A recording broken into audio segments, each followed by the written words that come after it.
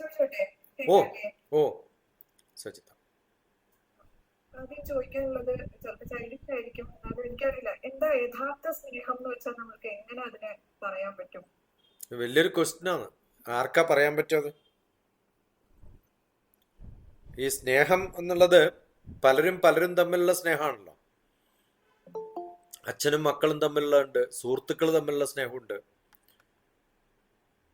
കാമുകി കാമുകന്മാരുണ്ട്, ഭാര്യ ഭർത്താക്കന്മാരുണ്ട്, ഫ്രണ്ട്സ് തമ്മിലുള്ള സ്നേഹമുണ്ട്, ഗുരുക്കന്മാർക്ക് ശിഷ്യന്മാരോടുള്ള സ്നേഹമുണ്ട്. ഒക്കെ ഡിഫറെൻ്റ് ആണ്. അതിന്റെ ഇന്റൻസിറ്റി എന്ന് പറയുന്നതൊന്നും നമുക്ക് കൃത്യമായിട്ട് മെഷർ ചെയ്യാൻ പറ്റുന്നില്ല. എന്താ കാരണം എന്ന് ചോദിച്ചാൽ പോലും അറിയില്ല. ഒരു നല്ലൊരു പഴയ കൊട്ടേഷൻ ഉണ്ട്. ഓക്കെ, എന്താണ് കാരണം എന്നനുസരിച്ചിട്ടാണ് അത് ദൃഢമാവുക തീരുമാനിക്കുക. എന്തെങ്കിലും ഒരു കാരണം ഉണ്ടാവുമല്ലോ. ഒരു വലിയൊരു കൊട്ടേഷൻ, പഴയ ഒരു പ്രോവർബ്, ആരാ പറഞ്ഞതെന്ന് എനിക്ക് ഓർക്കുന്നില്ല. അതിനെ സ്നേഹം എന്നുള്ളതിന് നമ്മൾ ഇംഗ്ലീഷിൽ ലവ് എന്ന് ട്രാൻസ്ലേറ്റ് ചെയ്യാണ് എളുപ്പം. വേറെ വല്ല ട്രാൻസ്ലേഷനും ഉണ്ടോ? എഫെക്ഷൻ, അത് കുറച്ചും കൂടി ഇന്റിമേറ്റ് ലവ് ഒക്കെയാണ് എഫെക്ഷൻ എന്ന് വിചാരിക്കുക. ഒരു ബേസിക് ആയിട്ടുള്ള ലവ് ആണ്. What is the reason for your love എന്ന് ആരെങ്കിലും ചോദിച്ചാലേ എന്താ പറയാ? What is the reason for your love? ഒരാള് കമ്പാനി എന്നാ പറഞ്ഞത്. അപ്പോ നിങ്ങൾ ഉദ്ദേശിക്കുന്ന തരത്തിലൊരു കമ്പനി കൊടുക്കാൻ പറ്റിയെന്ന് വിചാരിക്കും. You are walking and somebody could give you a company for walking. കുറച്ച് കഴിയുമ്പോൾ അയാൾക്ക് നടക്കാൻ പറ്റിയില്ലെങ്കിലോ? നമ്മുടെ സ്നേഹം പോയില്ലേ?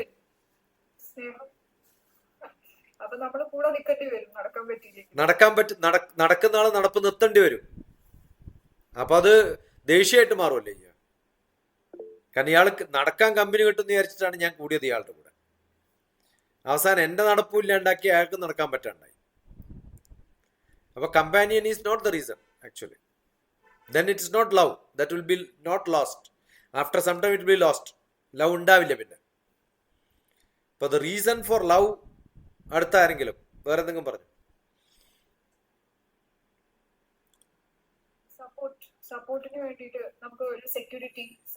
ഇതുപോലെ തന്നെ സപ്പോർട്ടും സെക്യൂരിറ്റിയും. നിങ്ങൾ സെക്യൂരിറ്റി സപ്പോർട്ട് എന്നൊക്കെ വിചാരിച്ചു, അയാൾ അതിനേക്കാളും കഷ്ടപ്പെട്ടു പോയി.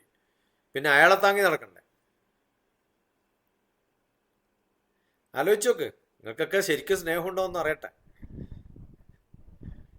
ഇതൊക്കെ വിചാരിച്ചിട്ടാണ്, സ്വാർത്ഥന്മാരായിട്ടാണ് നിങ്ങളൊക്കെ ആൾക്കാരെയും കൊണ്ട് നടക്കണം അല്ലേ?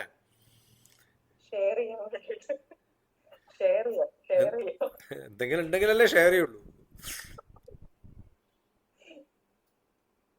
സോൾമേറ്റ് എന്നൊക്കെ കരുതി നമ്മൾ എന്തെങ്കിലും ഒരു ബന്ധത്തിലേക്ക് പോയി നമുക്കത് അങ്ങനെ ആവാതിരിക്കുമ്പോ, അല്ലെങ്കിൽ വേവ് ലെങ്ത് മാച്ച് ചെയ്യാതിരിക്കുമ്പോ അപ്പൊ തോന്നുന്ന നിരാശ, അതെന്നുള്ള ഡിറ്റാച്ച്മെന്റ്,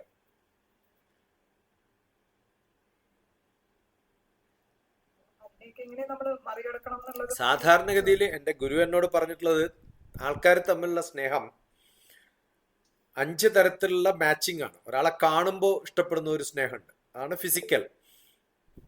നമുക്ക് ഇമോഷണൽ ആയിട്ടൊരു സപ്പോർട്ട് കിട്ടുമ്പോൾ, അതാണ് ഈ സോൾമേറ്റ് എന്നോ അല്ലെങ്കിൽ കമ്പാനിയൻ എന്നോ, നമ്മളൊന്ന് സമാധാനിപ്പിക്കുക, തണുപ്പിക്കുക, അതൊക്കെ നോക്കുമ്പോൾ നമുക്ക് കിട്ടുന്നൊരു അറ്റാച്ച്മെന്റ് ഒക്കെ ഉണ്ടല്ലോ,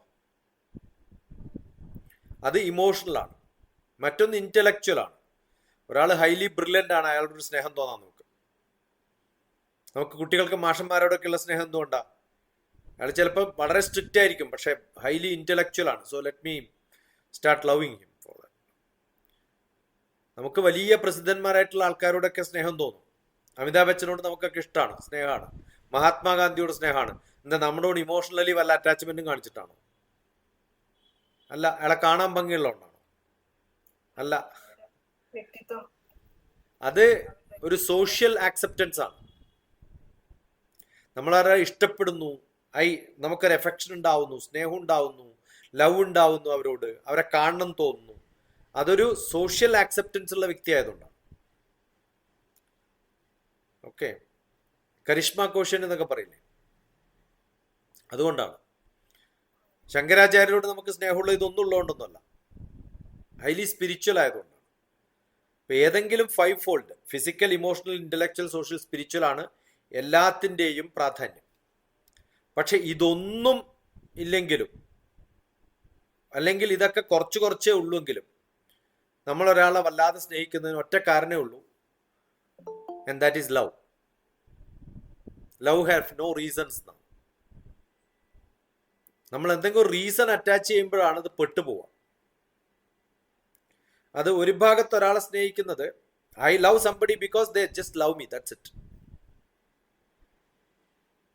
ഒരാളെ നമ്മളെ സ്നേഹിക്കുന്നത് അവര് നമ്മളെ സ്നേഹിക്കുന്നതുകൊണ്ടാണ്. മക്കൾ എന്തുകൊണ്ടാണ് അമ്മയെ സ്നേഹിക്കുന്നത്? അമ്മ കുറേ സ്നേഹം കൊടുത്തുകൊണ്ടാണ്. അമ്മയെ കാണാൻ ഭംഗിയുള്ളതുകൊണ്ടാണ്. അതിനേക്കാളും ഭംഗിയുള്ള എത്രയോ ആൾക്കാരുണ്ടാവും ലോകത്ത്. ചിലപ്പോൾ അമ്മയെക്കാളും ബുദ്ധിയുള്ള എത്രയോ ആൾക്കാരുണ്ടാവും. അമ്മയെക്കാളും സോഷ്യലി ആക്സെപ്റ്റബിൾ ആയിട്ടുള്ള എത്ര പേരുണ്ടാവും. സ്പിരിച്വലി 0 ആയിരിക്കും ചിലപ്പോൾ അമ്മമാരൊക്കെ. എന്നാലും അമ്മയെ നമ്മൾ സ്നേഹിക്കുന്നു, കാരണം അവരമ്മ നമുക്ക് സ്നേഹം തന്നുകൊണ്ടാണ്. ഇപ്പൊ ലവിന് ഒരു റീസണേ ഉള്ളൂ, ഇറ്റ് റിഫ്ലക്ട്സ്. ആ റിഫ്ലക്ഷൻ ഉണ്ടെങ്കിൽ സ്നേഹമുണ്ട്. ആ റിഫ്ലക്ഷൻ എന്ന് പോയോ, അന്ന് പോയി സ്നേഹം. I respond, I reflect. നമ്മൾ ഒരാളെ സ്നേഹിക്കുന്നത് അയാൾ എന്നോട് സ്നേഹിക്കുന്നതുകൊണ്ടാണ്, അത്രേ ഉള്ളൂ. അതിനെന്താ കാരണം എന്ന് ചോദിച്ചാൽ അതിന് കാരണമൊന്നുമില്ല. ഇതിൽ ഏതെങ്കിലും ഒരു പാരാമീറ്റർ, ഏതെങ്കിലും ഒരു ഗുരു പറയാറ് അങ്ങനെയാണ്, മ്യൂസിക്കിലെ എല്ലാ ഈ 5ഉം ശരിക്ക് പിന്നെ കറക്റ്റായിട്ടൊന്നും വേണമെന്നില്ല. തമ്പുരുല് ഏതെങ്കിലും 1ഓ 2ഓ സ്ട്രിങ് എങ്കിലും കറക്റ്റ് ആയാലും പാട്ടുകാരൻ പാടിക്കൊള്ളുന്നു പറയും.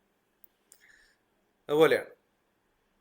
കാരണം ചിലപ്പോൾ ഫിസിക്കൽ ആവാം, ചിലപ്പോൾ ഇന്റലക്ച്വൽ ആവാം. ഇപ്പൊ ഫിസിക്കലി നല്ല ഭംഗിയുള്ള ഒരാളാണ്, അയാളെ സ്നേഹിച്ചു നമ്മൾ, തിരിച്ചും നല്ലപോലെ സ്നേഹിച്ചു. പക്ഷെ അയാളൊരു ആക്സിഡന്റിൽ അയാളുടെ മുഖമൊക്കെ പതറിപ്പോയി എന്നിരിക്കാം, മുഖം നോക്കിയിട്ടാണെങ്കിൽ.